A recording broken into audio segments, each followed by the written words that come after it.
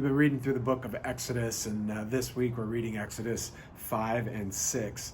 And I am enjoying these two chapters. It's a lot of whining, a lot of harsh labor, a lot of God doing his thing, but it's people not wanting to listen to him.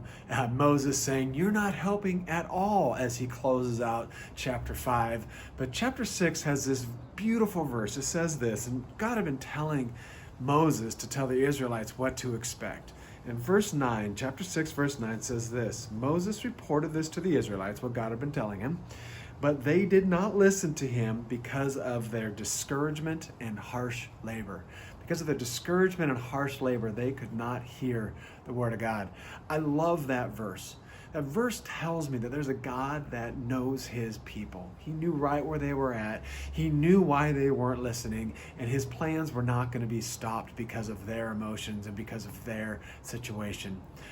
I love it because it's a picture to me of how deeply God knows us. He knows us deep down inside. Sometimes I have a hard time identifying my emotions, what's going on, what I'm feeling.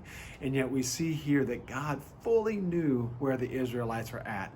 And his plan was not stopped because of their emotions. He continued to work. Even when they weren't ready for it, he started now going and working, and the plagues came, and we know how the rest of that story goes.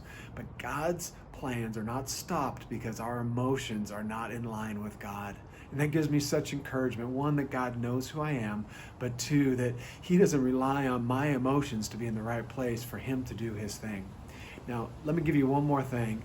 And if you read chapter 6, there's probably this long section of a bunch of names of people, and you just skipped right over it. But you know what I love about that section? I love that section because it says not only did God know his people, he knew them by name. He called them out. Can you imagine you having your name in the scriptures? You made it in because of your importance to the community, because of your connection with God.